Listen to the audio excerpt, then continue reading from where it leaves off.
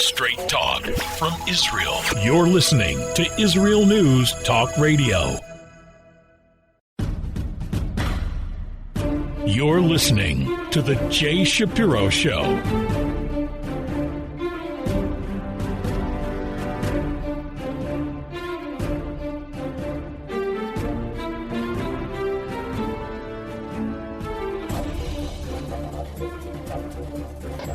Hello again, this is Jay Shapiro.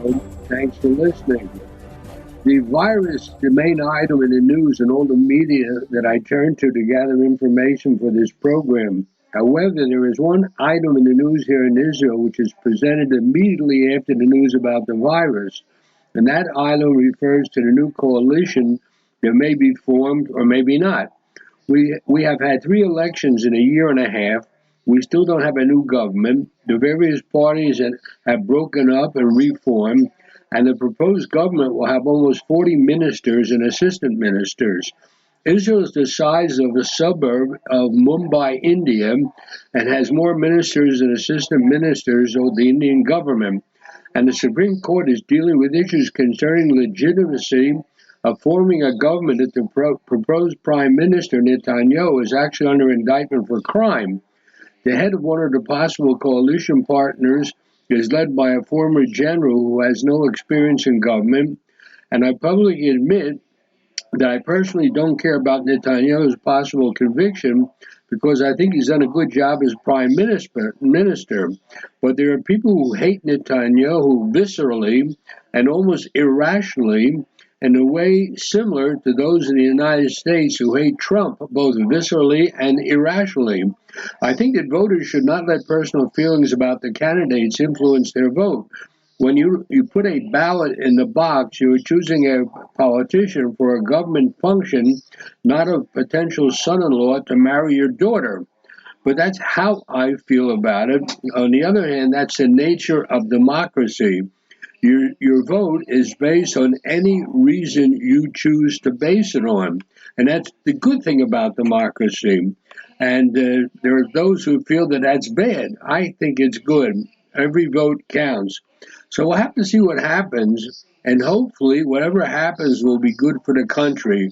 We're living in very difficult times, and it would be nice if we had some kind of a government that could lead this country forward.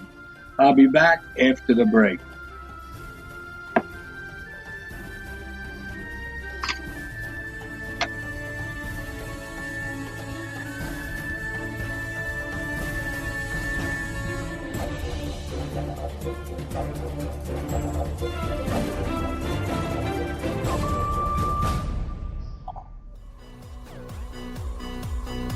G'day, I'm Jono Vandor. And I'm Ross Nichols. Join us on our program, Israel on My Mind, a show that broadcasts all the weekly goodness that flows like milk and honey from the Holy Land straight into your ears with humorous and happy news stories. New shows are posted every Thursday at 7 p.m. Israel time, highlighting the lighter side and advancing a positive view of Israel here on Israel News Talk Radio. Be biblical. Be beautiful. Wear your crown. Wrapping is my crown. Do what married Jewish women have been doing for thousands of years. Celebrate the art of head wrapping. I'm Andrea Grinberg from Rapunzel.com. We have beautiful scarves, stunning accessories, scarves for faith, scarves for healing, and scarves for fun. Rapunzel.com. That's Rapunzel with a W. Or click on our banner on the Israel News Talk Radio homepage. Rapunzel.com. Beautiful scarves, stunning accessories paired with tutorials, support, and a vibrant community to give you everything you need to start and perfect your head covering journey. Don't forget, join the Rapunzel community group on Facebook to see, learn, and share your beautiful wraps. That's Rapunzel with a W on Facebook. I love Rapunzel. I love Rapunzel. I love Rapunzel. Get 10% off your purchase with promo code RADIO. Go now to Rapunzel.com. You're listening to The Jay Shapiro Show.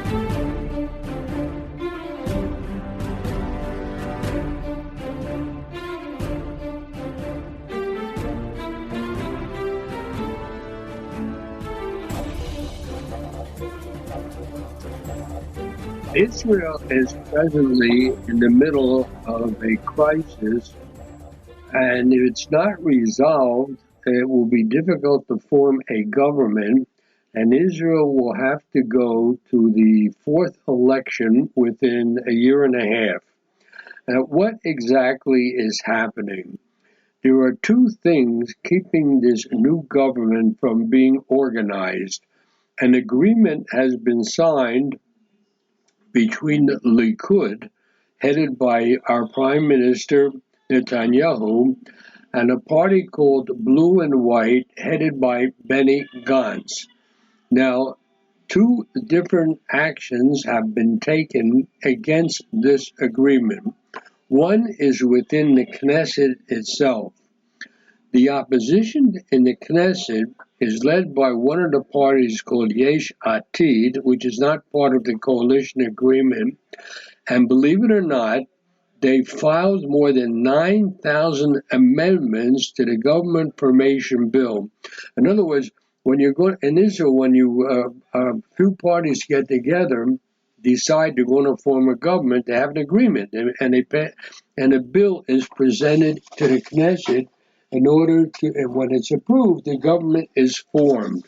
But of course, it's possible for members of the Knesset to propose amendments to this bill, the bill to form a government. And believe it or not, the opposition has filed more than 9,000 amendments, which is mind-boggling. This may prevent a coalition from being formed by the deadline, which is Thursday night, tonight. Now, more than half of the amendments were filed by one party called Yesh Atid.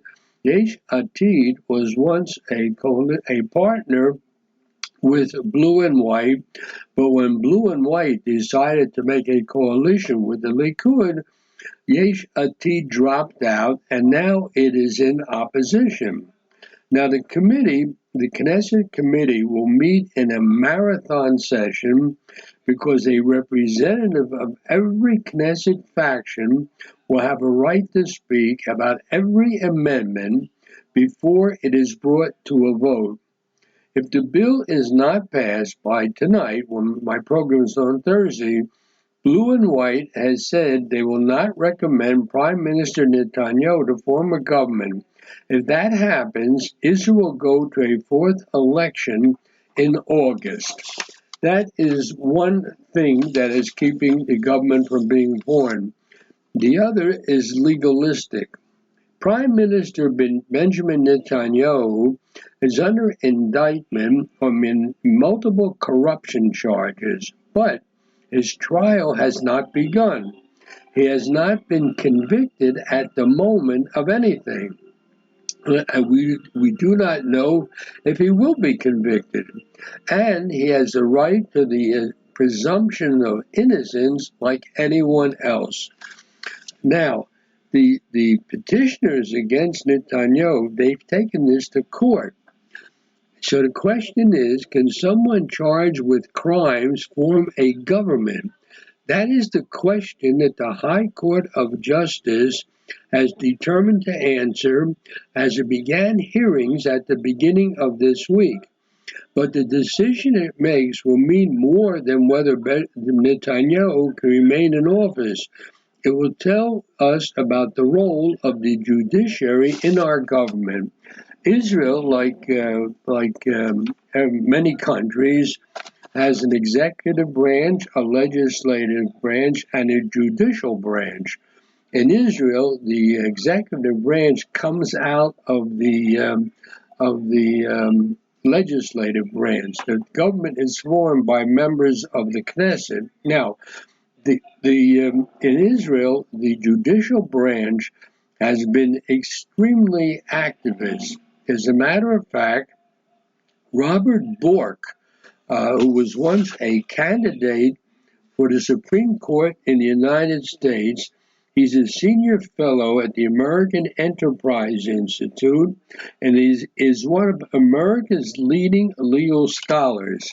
Now, he wrote a book back in 2004 called Coercing Coercing Virtue. The subtitle of the book is The Worldwide Rule of Judges. And in chapter 4 of his book, which is devoted to Israel, he says a few things which I want to quote verbatim because I think they're important. He says the following: pride of place in the international judicial deformation of democratic government goes to Israel. The Israeli Supreme Court has made itself the dominant institution in the nation, an authority no other court in the world has achieved.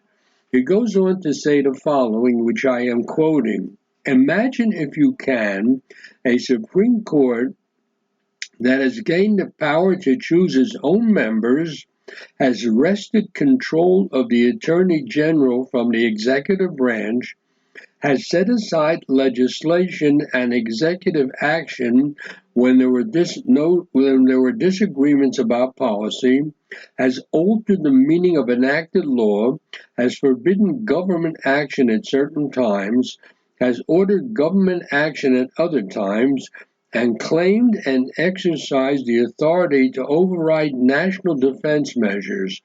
Imagine as well a Supreme Court that has created a body of constitutional law despite the absence of an actual constitution. Israel does not have a constitution. No act of imagination is required to imagine this. Israel's Supreme Court has done all of these things. Israel's Supreme Court has taken power to itself to make it the supreme law of the land.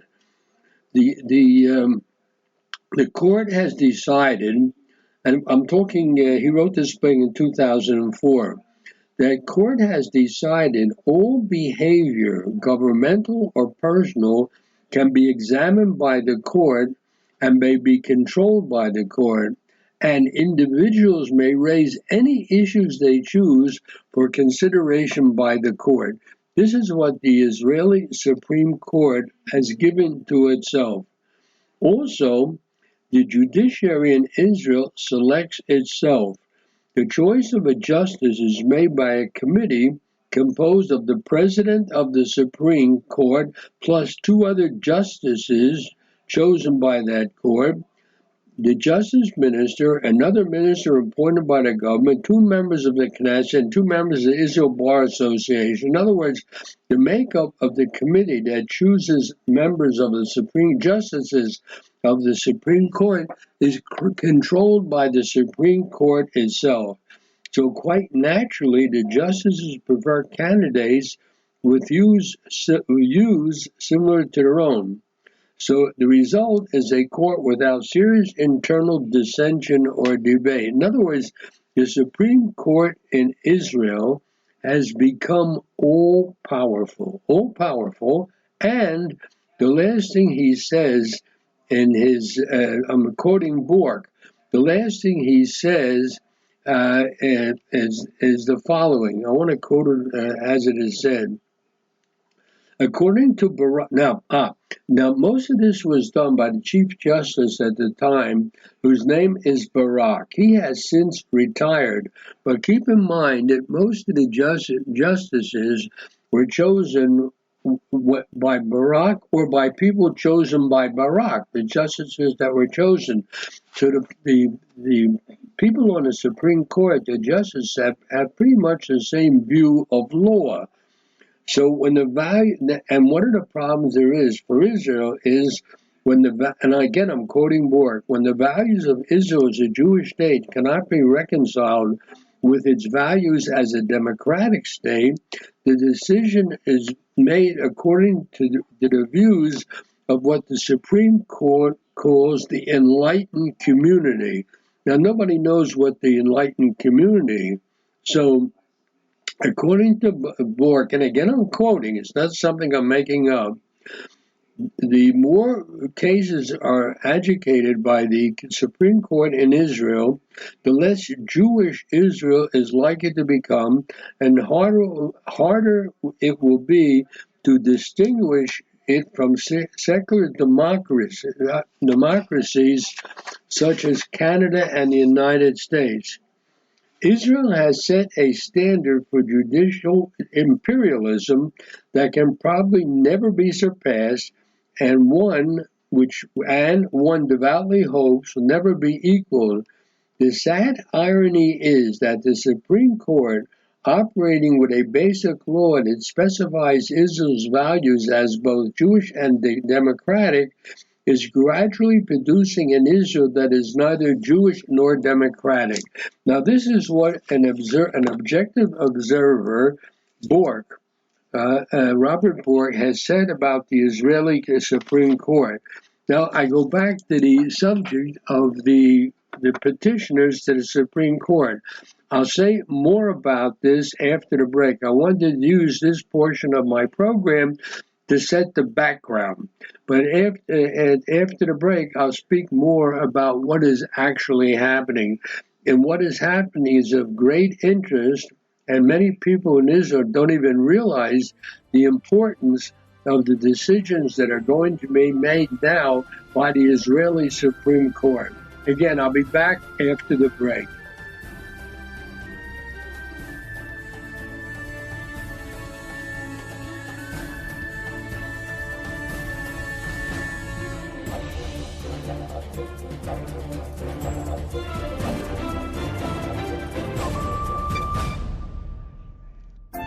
Hi everyone, this is Andrea Simento from Jerusalem, inviting you to drop everything and join me on my show, Pull Up a Chair. We'll visit this week's quirky stories, meet fabulous guests, and discover my Israel. Together we'll laugh, shout, and explain the topics that make us say, hey, we've got to talk about that. So get comfortable and pull up a chair with me, Andrea Simento, every Thursday on Israel News Talk Radio. Hidden treasures in the Hebrew Bible? Then join me, Rav Yitzhak Michelson, and me, William Hall, on the Science of Kabbalah, where we are seeking to narrow the gap between what we understand of our physical and spiritual worlds. So make sure to tune in every Tuesday at 5 p.m. Israel time, 10 a.m. Eastern Standard Time, here on Israel News Talk Radio. You're listening to The Jay Shapiro Show.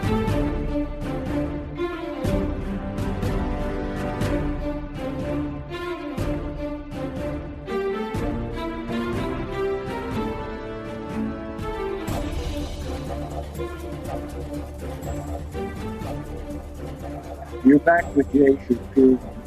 I want to say just one more thing about the forming of the government and all the legal implications, because I don't want to go into too much details because I simply do not want to bore the listeners. And also the whole thing's going to be settled by the end of this week. But I wanted to give the listeners the background. At any rate, the petitioners against Netanyahu, who don't want him to be part of the new government, had a lot to say about the moral and ethical implications of allowing someone under indictment to form a new government. Now, Netanyahu is prime minister, but he's also forming a new government, and the law does not say whether someone under indictment can do that. It's interesting. The basic law in Israel, there's a basic law called government, and that law is clear on what happens to a prime minister when he's indicted. And the answer is nothing, unlike other cabinet ministers. If the prime minister is convicted of a crime and it carries moral turpitude, a majority of the Knesset can force him out, but he has a chance to defend himself. If the Knesset doesn't force him out and a prime minister is convicted after an appeal to the Supreme Court, then he is automatically kicked out of office and the entire government is seen as having resigned, meaning that there is a new election.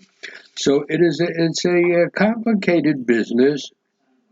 One of the arguments against Netanyahu is that he's only the interim prime minister because the new government has been formed.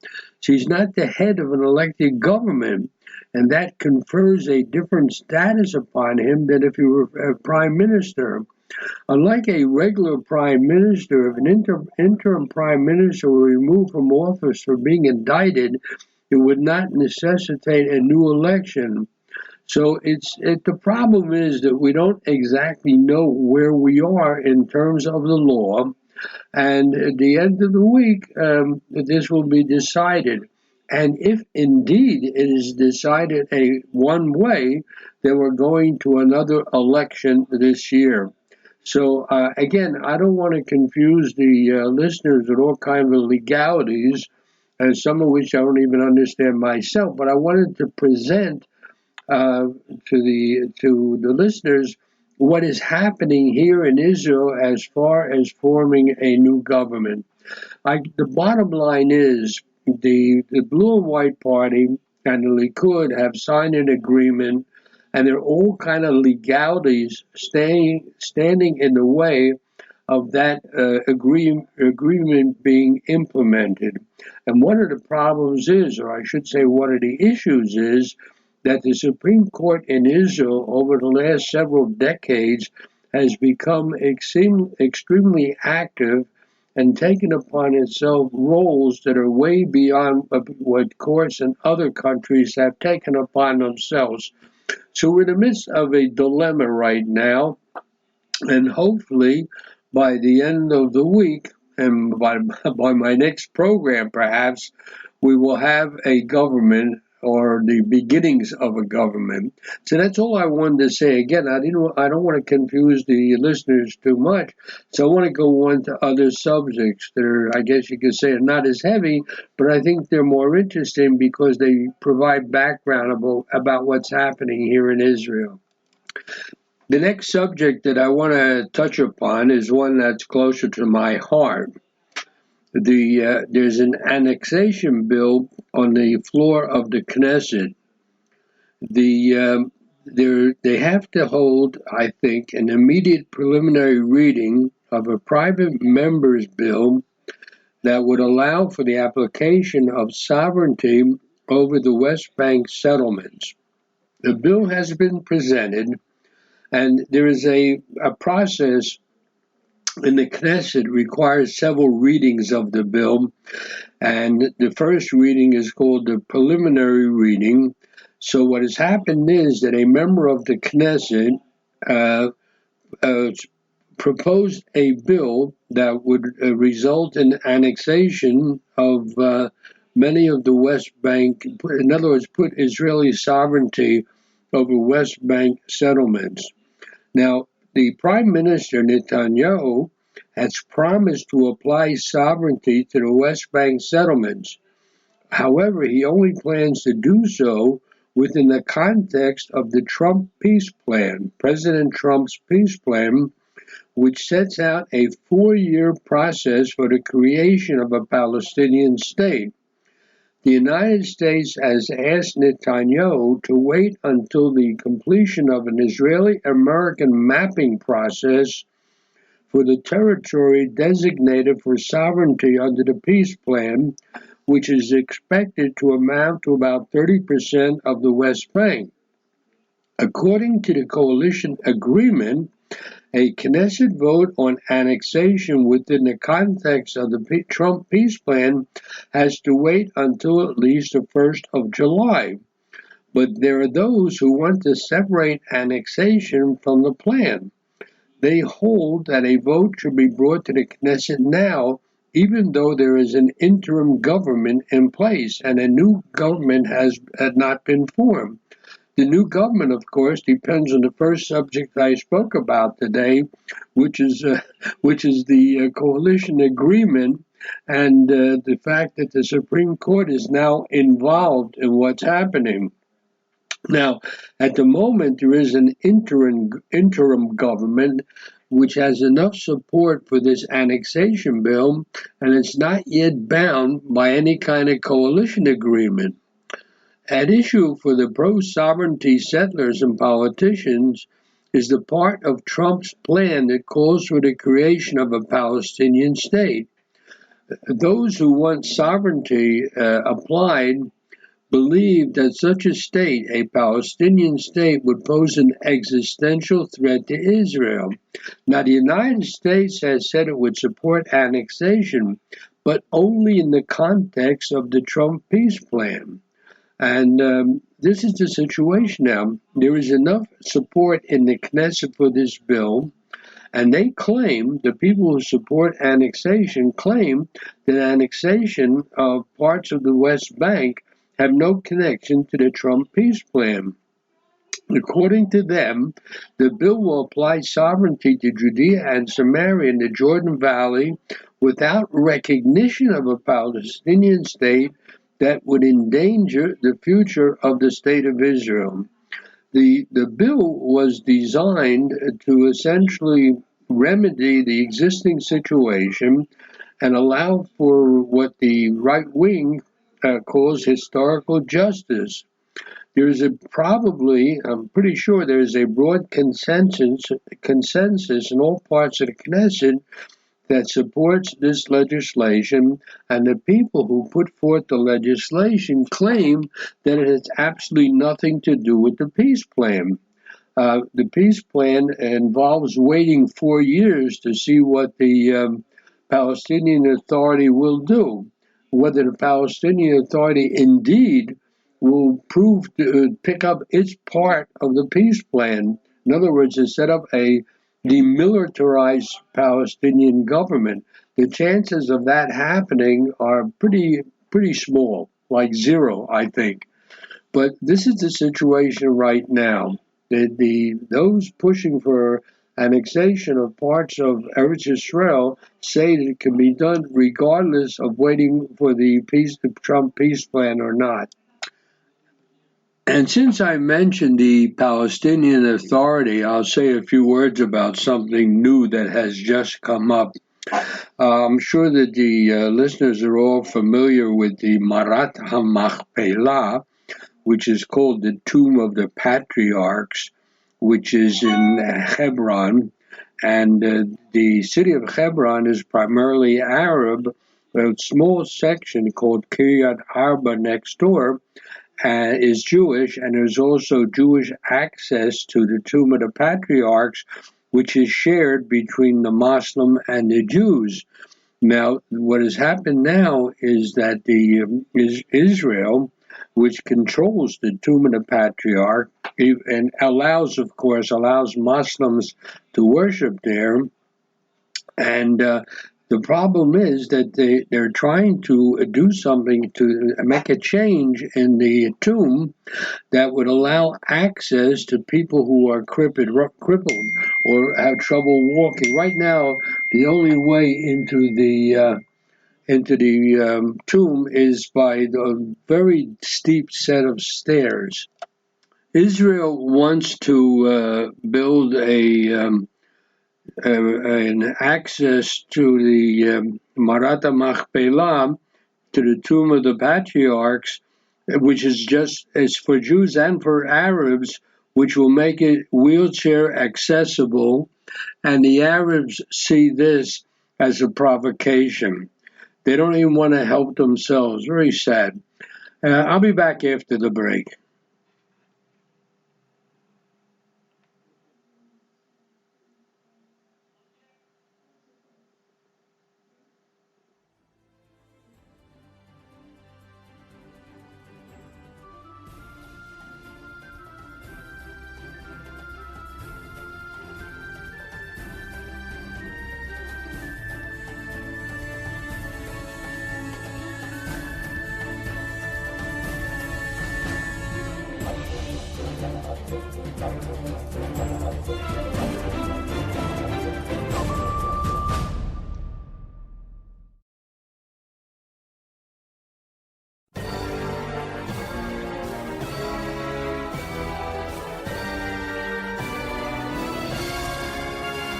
Leap of Faith with Penina Taylor.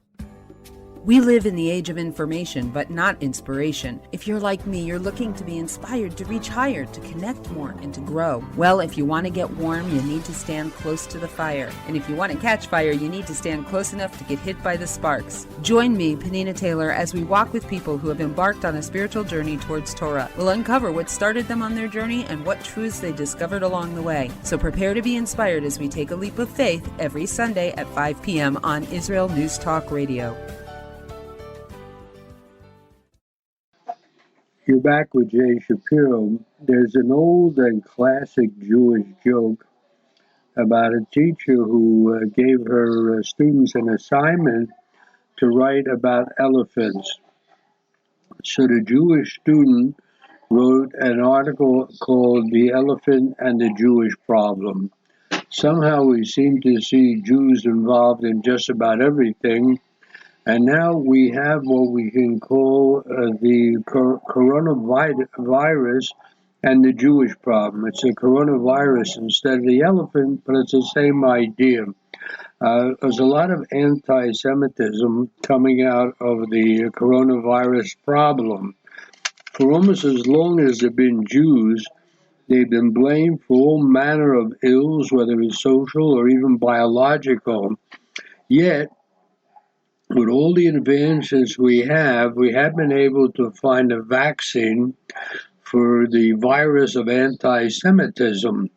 Anti-Semitism has been called the measles of humanity, and now we have the measles of humanity associated with the virus. In fact, with the speed of communication and the ability to cross borders by communications media, anti-Semitism is rising, and with greater violence and virulence. As the coronavirus continues globally, so too has Jew hatred. In ordinary times, research shows there's anti-Semitic content uploaded about every minute and a half on social media. With the advent of this coronavirus, and based on the comments that are popping up, it has become even more significant. Social media seems to have exploded with anti-Semitic comments ranging from things like the Jews created the coronavirus to the absurd false accusation that Israel has separate medical treatment for non-Jewish citizens. That came, by the way, from an American professor. And not only is it wrong, but it is super wrong, I guess you could say. You go into any hospital in Israel, even without the coronavirus, and look at the number of Arab patients or Arabs who are coming to the hospital to seek help, even from across the Green Line, even from Gaza. And I've seen this myself. Go into any hospital in Israel, and sometimes, especially on a weekend, you may find, on a Shabbat, you may find more Arabs there than Israeli patients. And by the way, one of the things you find more often on a weekend is Arab doctors, Israeli Arab doctors, because a lot of the Jewish doctors take off for Shabbat, and their Arab colleagues replace them. So now we have what's happening, as I said, the coronavirus and the Jewish problem, and the anti-Semitism, the anti-Semitic comments, as I said, range from the Jews created the coronavirus, and there are known alt-right platforms have had an outbreak of conspiracy theories related to Jews and the coronavirus, and known anti-Semites are out in full force suggesting that Israel and the global Zionist elite are up to their old tricks regarding the virus. Now, these nonsensical conspiracy theories have erupted. For example, Iran publicly insinuating American Jews are behind coronavirus, and that Zionist elements developed a deadlier strain of coronavirus. This is coming out of Iran. Of course, this is a tactic of the Iranian regime to divert attention away from its own abysmal failure to combat the coronavirus. Look at Jordan, our neighbor, with whom we have a peace treaty. Jordanian television featured an Islamic clergyman, informing his public that Jews are more dangerous than coronavirus, they're more dangerous than AIDS, and the Jews are more dangerous than cholera. This is on public TV in Jordan. An Iraqi political analyst informed the public in Iraq on TV that coronavirus was an Israeli plot to reduce the world's population. And in Turkey, both the public, the press, and the politicians have been quoted blaming Israel for the coronavirus, including one politician saying that this virus serves Zionist goal of decreasing the number of people and preventing it from increasing. And important research expresses that Zionism is a 5,000-year-old bacteria that has caused the suffering of people. This is on TV in Turkey. Now, closer to home, in the Palestinian territories, things haven't been much better, notwithstanding the fact that Israel is operating together jointly to combat the virus in Israel and in the Palestinian territories, and the country is doing everything in its power to assist the Palestinian Authority to fight this virus. And on the other hand, Palestinian social media, including official accounts, featured anti-Semitic cartoons that compared Israel to coronavirus itself and accused Israel of spreading coronavirus across the Palestinian communities at the same time that Israel is bringing Palestinians from the Palestinian territories into Jewish hospitals to take care of them, as they always do, with or without the coronavirus. Now, as far as the so-called BDS movement is concerned, they've been relatively quiet on the question of whether or not they would use a hypothetical Israeli vaccine. But at least one pro-BDS TV journalist said that he would rather be infected by coronavirus than use an Israeli product. Apparently, hating Israel is more important than living to some of these BDS activists. Others, by the way, have taken a completely opposite position.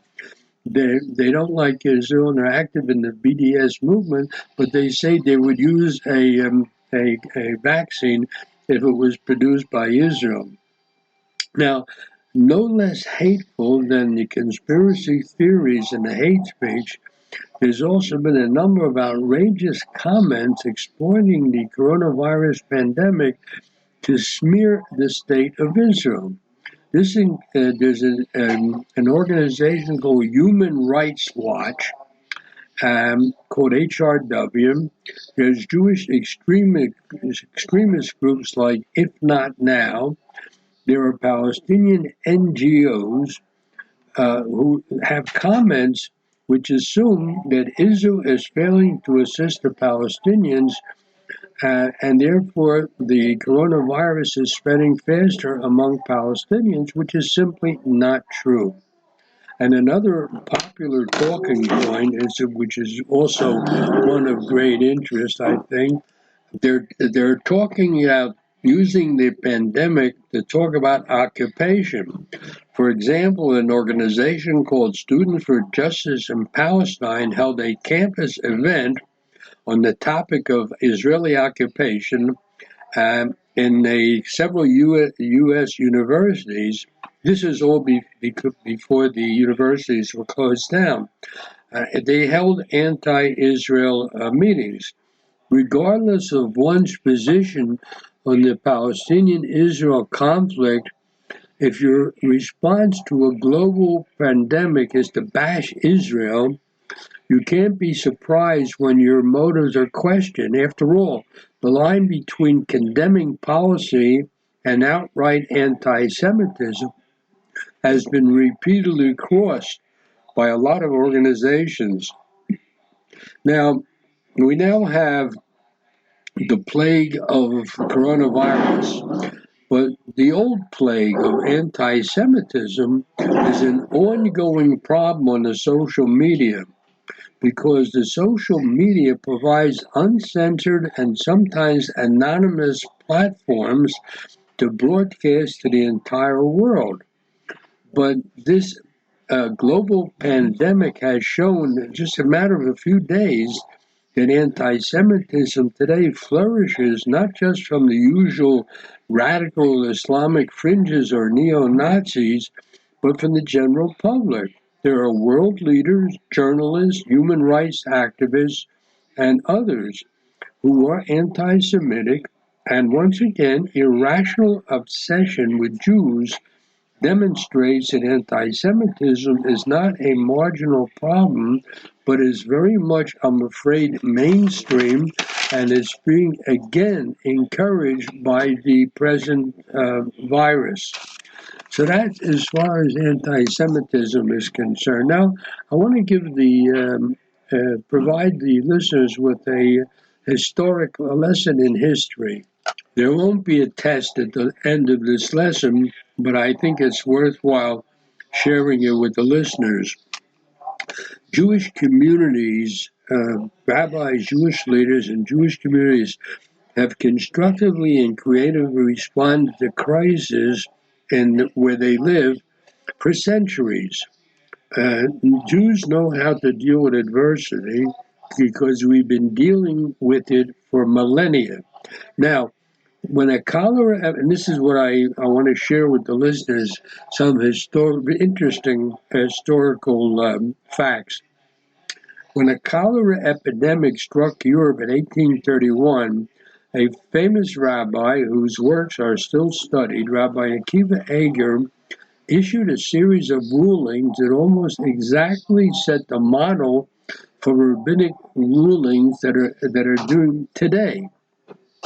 Almost 200 years ago, he decreed that no more than 15 people be in a synagogue at one time.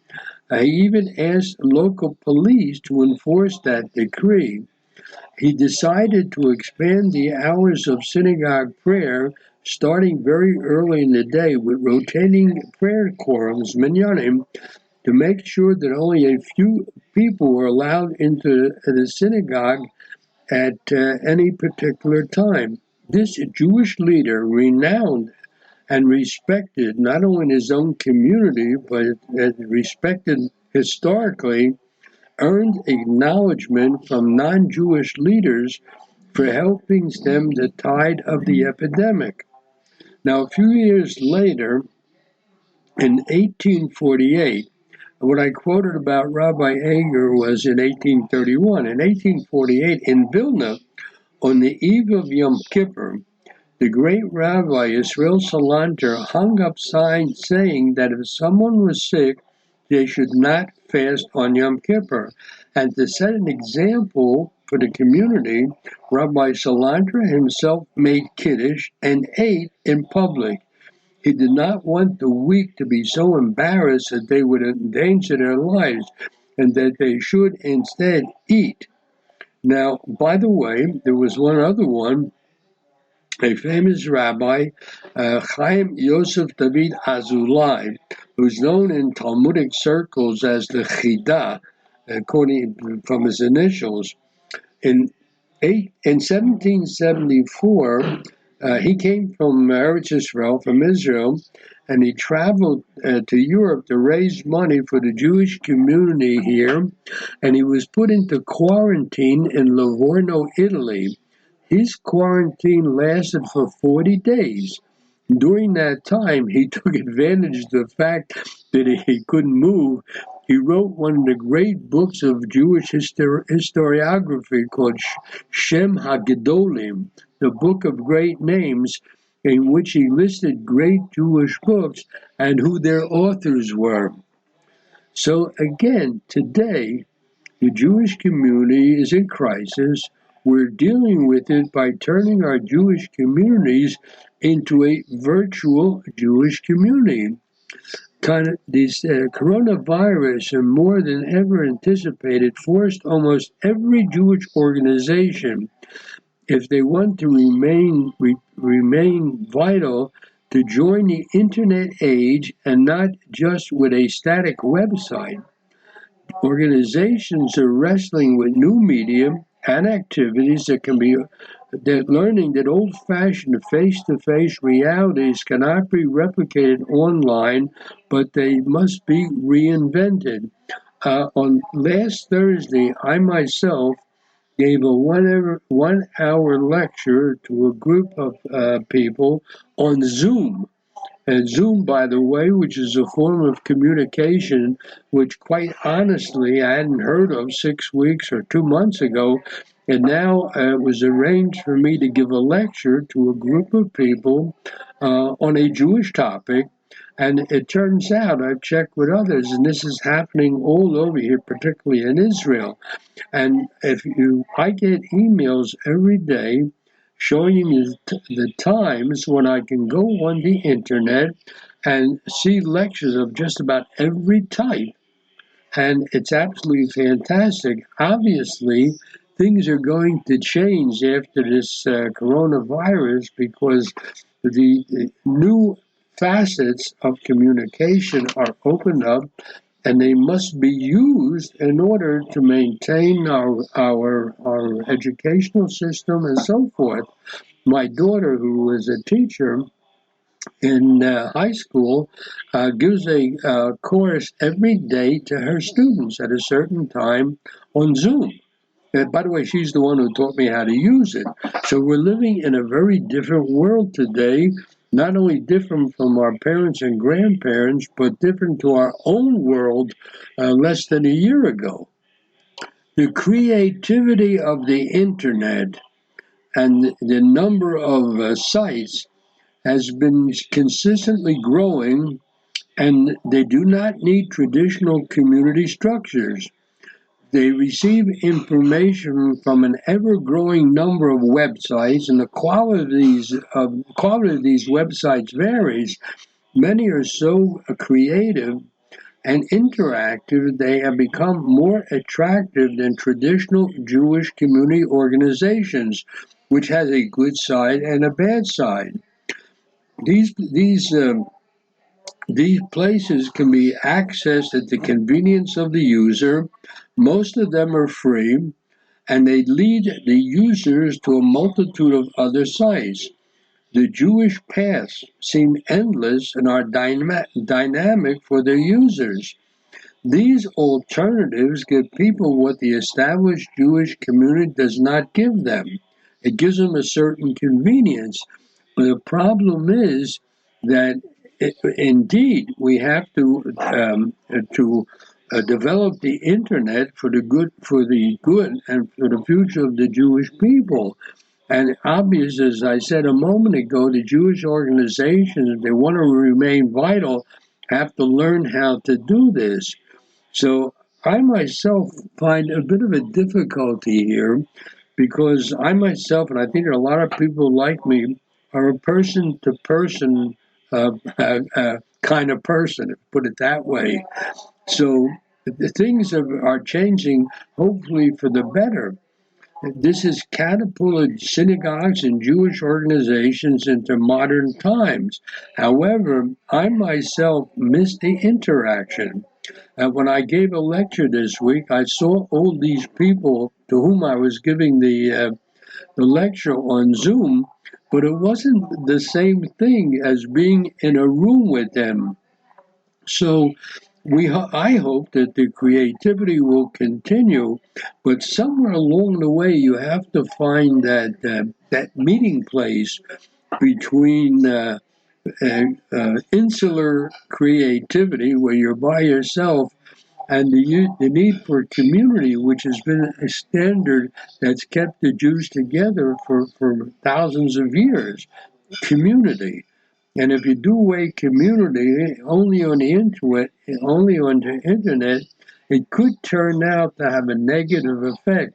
So the only way to make sure that it doesn't is develop means to ascertain that it remains creative. I'll be back after the break. If you love Israel News Talk Radio, then you'll love our Facebook page. We keep you up to date on what's happening in Israel, plus little surprise treasures that we don't share on the radio. Go now to follow us on Facebook. Just look for the Israel News Talk Radio Facebook page, and don't forget to subscribe and follow us by clicking on the like button. We post great stuff there that you'll want to share. Israel News Talk Radio on Facebook and Israel News Radio on Twitter. If you're hearing this message, everyone else can too. Advertise with Israel News Talk Radio and get your message out to people. We'll build a personalized package for you. Contact advertising at israelnewstalkradio.com. Straight talk from Israel. You're listening to Israel News Talk Radio.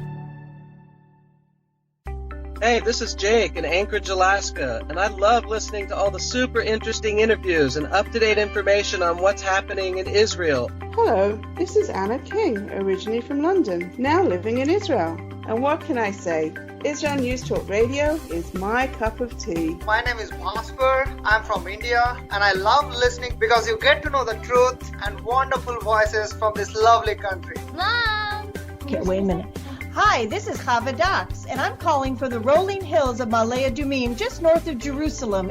I always listen to Israel News Talk Radio to get all the latest news and commentary and to keep me up to date every day.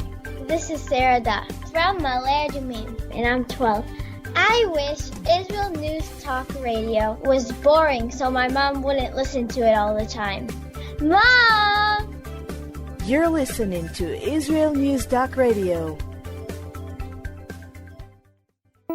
News, opinion, and more. You're listening to Israel News Talk Radio.